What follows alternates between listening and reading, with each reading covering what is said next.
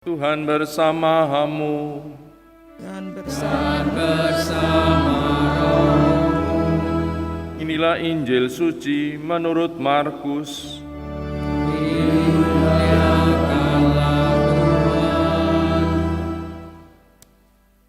Pada suatu hari dalam pengajarannya Yesus berkata kepada orang banyak, "Hati-hatilah terhadap ahli-ahli Taurat yang suka berjalan-jalan memakai jubah panjang dan suka menerima penghormatan di pasar.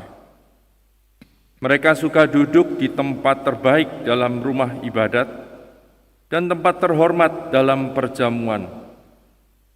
Mereka mencaplok rumah janda-janda dan mereka mengelabui mata orang dengan mengucapkan doa yang panjang-panjang. Mereka ini pasti akan menerima hukuman yang lebih berat." Pada suatu hari lain, sambil duduk menghadap peti persembahan, Yesus memperhatikan bagaimana orang banyak memasukkan uang ke dalam peti itu. Banyak orang kaya memberi jumlah yang besar. Lalu datanglah seorang janda miskin. Ia memasukkan 2 uang tembaga, yaitu uang receh terkecil. Yesus memanggil para murid-Nya dan berkata kepada mereka, "Sesungguhnya aku berkata kepadamu, janda miskin ini memberi lebih banyak daripada semua orang yang memasukkan uang ke dalam peti persembahan. Sebab mereka semua memberi dari kelimpahannya, tetapi janda ini memberi dari kekurangannya, semua yang dimilikinya, yaitu seluruh nafkahnya." Demikianlah sabda Tuhan. Terpujilah Kristus.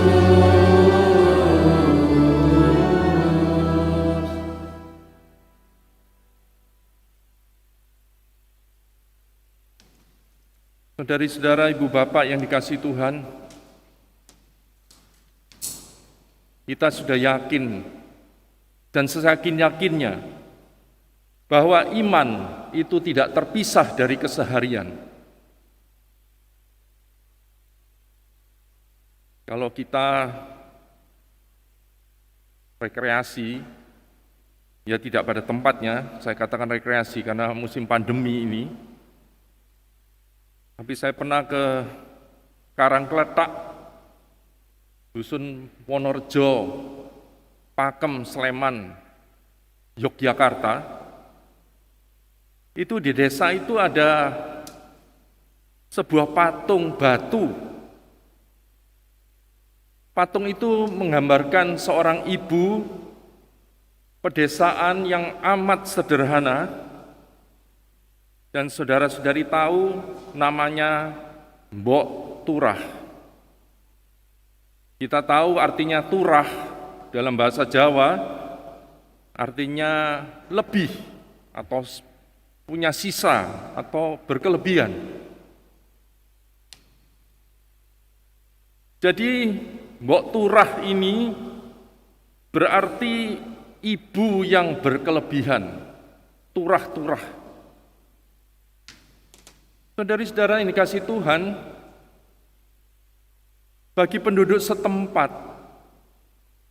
Mbok Turah ini adalah kehidupan yang dipersonifikasikan dalam diri seorang ibu.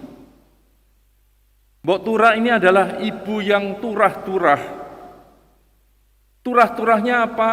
Turah-turahnya berkelebihan dalam cinta, berkelebihan dalam pemberian diri, berkelebihan dalam pengorbanan, dan berkelebihan dalam penderitaan.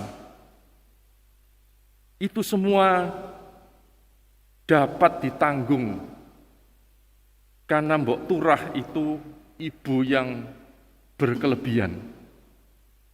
Ibu yang berkelebihan dalam kesederhanaan. Dan kita tahu karena kesederhanaan dan kesahajaan Mbok Turah ini, tempat yang ditidurinya bisa menjadi sawah yang menghijau dengan padi dan rerumputan serta hasil bumi. Kiranya si janda di dalam Injil Markus dan si janda dalam kitab Raja-Raja melambangkan seperti Mbok Tura ini.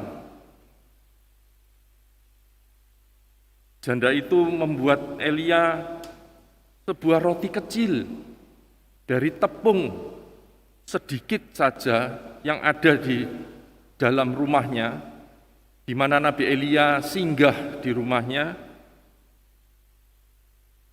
Bukankah ini seperti mirip dengan Mbok Turah? Dari hidupnya, dari kekurangannya, masih memberi. Tapi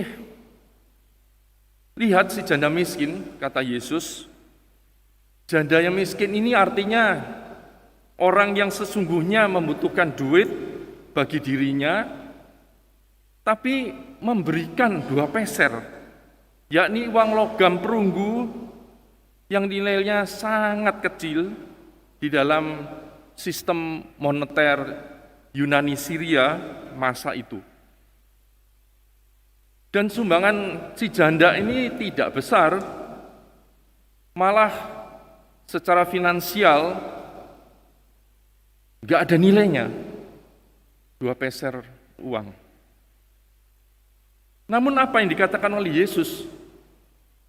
Sesungguhnya janda ini memberi lebih banyak daripada semua orang lain yang memberikan sumbangannya di dalam kotak persembahan.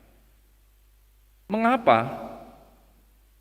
Saudari-saudara yang dikasihi Tuhan, dengan memberikan 2 peser itu, si janda itu tidak memiliki simpanan lagi. Depositonya ludes.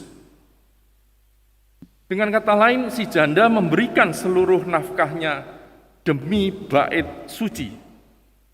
Artinya apa? Artinya demi Allah yang hendak mempersembahkan semuanya itu.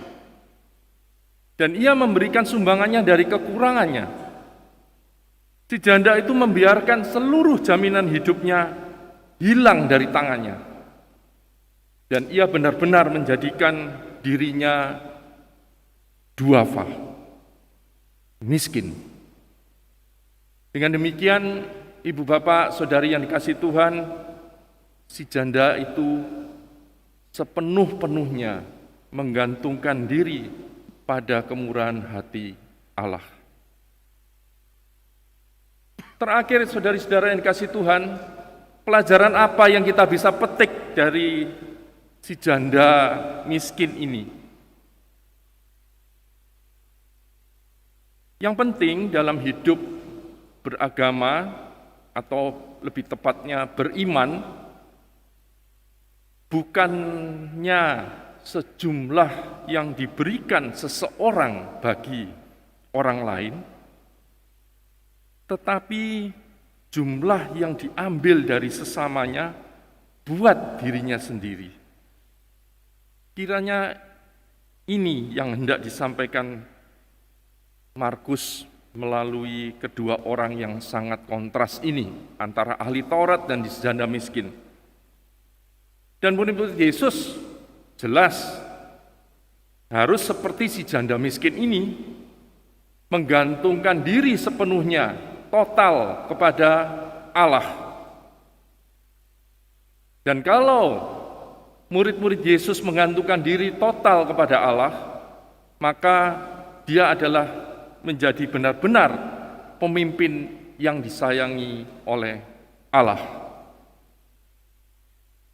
Nah, kita akan bertanya, saudari-saudara yang dikasihi Tuhan, apakah iman kita, Anda dan saya ini, terlepas dari keseharian? Amin.